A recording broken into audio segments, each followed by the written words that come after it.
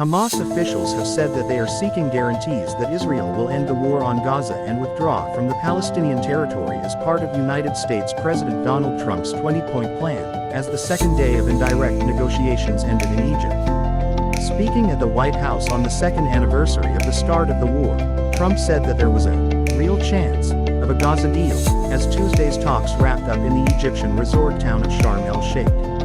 Senior Qatari and U.S. officials are headed to Egypt to join the talks that are set to continue on Wednesday. Tuesday, an umbrella of Palestinian factions, including Hamas, issuing a statement that promised a resistance stance by all means, stressing that no one has the right to seize the weapons of the Palestinian people, an apparent reference to a key demand for the disarmament of the armed group contained in Trump's plan. Senior Hamas official Fawzi Barrow said that the group's negotiators were seeking an end to the war and complete withdrawal of the occupation army from Gaza. But Trump's plan is vague regarding the exit of Israeli troops, offering no specific timeline for the staged rollout, which would only happen after Hamas returns the 48 Israeli captives it still holds, 20 of whom are thought to be alive. A senior Hamas official who spoke to Al Jazeera on condition of anonymity after Tuesday's talks indicated that the group intends to release captives in stages linked to the withdrawal of Israel's military from Gaza. Hamas's top negotiator, Khalil al-Hayat, said the group did not trust the occupation, not even for a second, according to Egyptian state-linked Al-Qahira News. He said Hamas wanted real guarantees that the war would end and not be restarted, accusing Israel of violating two previous ceasefires in the war on Gaza.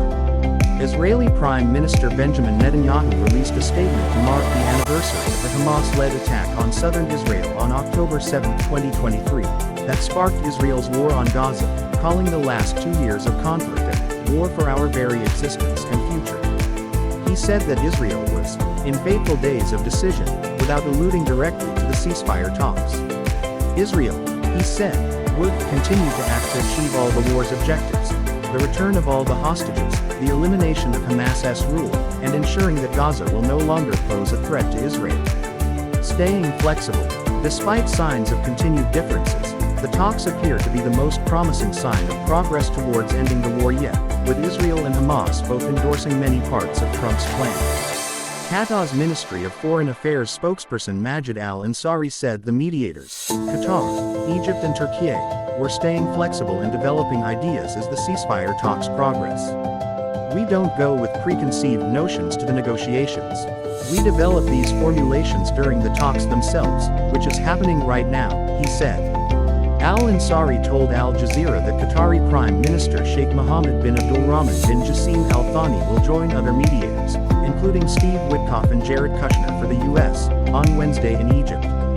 The Qatari Prime Minister's participation confirms the mediators' determination to reach an agreement that ends the war, Al-Ansari said. Even if a deal is clinched, questions linger about who will govern Gaza and rebuild it, and who will finance the huge cost of reconstruction.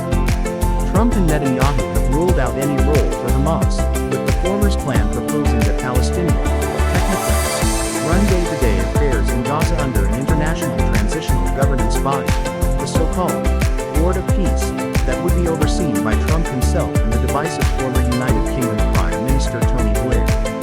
Hamas's Barrow said the group wanted to see the immediate start of the comprehensive reconstruction process under the supervision of a Palestinian national body.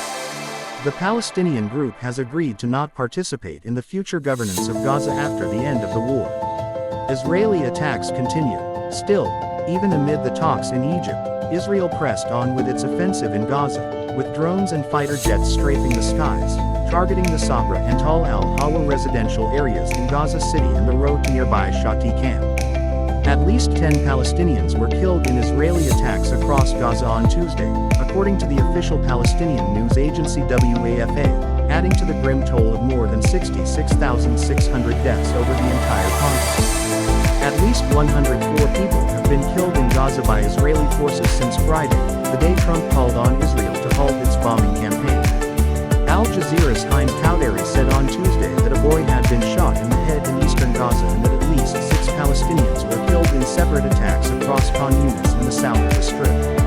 Everyone's waiting for a peace deal as the bombs continue to fall, she said, reporting from Az Zuwaydah in central Gaza.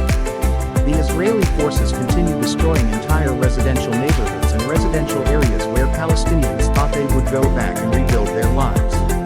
Marking the anniversary, AC-led, a U.S.-based conflict monitor, said Gaza has endured more than 11,110 air and drone strikes and at least 6,250 shelling and artillery attacks throughout the war. Gaza's dead accounted for 14% of total reported deaths from conflicts worldwide over the past 2 years.